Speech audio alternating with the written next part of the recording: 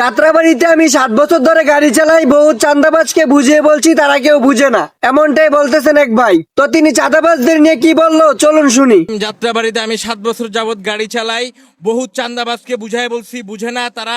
Rickshaw van তাদের সাথে খুব খারাপ ব্যবহার করে, প্রত্যেকটা পার্টির সাথে খারাপ ব্যবহার করে। 100 টাকা 150 টাকা করে চাঁদা নেয়। আগেও যারা চাঁদা কাটতো এখনো তারাই চাঁদা কাটে। এখন আমি প্রশাসন এবং সরকারের এবং তারেক রহমানের কাছে অনুরোধ করতেছি যেন আমাদের এই সমাজ ব্যবস্থা এবং যাত্রাবাড়ির এই চাঁদা যেন একটু মুক্ত হয়। এই চাঁদার জন্য আমরা অতিষ্ঠ। কেউ যদি চাঁদা না দিতে চায়, কেউ যদি বিরোধিতা করে, দলীয়ভাবে তাদেরকে অভিযোগ করা হয়। এবং কিছুদিন কালকে পরশুদিন আমাদের এক ড্রাইভারকে মেরে ফেলা হয়েছে যাত্রাবাড়ি মোড়ে এই চাঁদার জন্য। এখন আমাদের জীবনেরও ঝুঁকি। এই ভিডিও প্রকাশ হওয়ার পর আমার জীবন কি থাকে না না থাকে, এটা আমি তারেক রহমানের কাছে আমি অনুরোধ জানাই যে সে সরকার গঠন করার পরে তার চাঁদা কিভাবে থাকে। সো এই জন্য অনুরোধ করলাম যে এই চাঁদা যেন একটু মুক্ত হোক। যেটা ইজারাভুক্ত, যেটা সরকারভুক্ত, সেটা ভিন্ন হিসাব জেনে নেওয়া হয়। এটার জন্য আমি যাত্রাবাড়ির প্রশাসন, সব ধরনের প্রশাসনকে অনুরোধ করতেছি, আপনারা দয়া করে এই চাঁদারা মুক্ত করেন।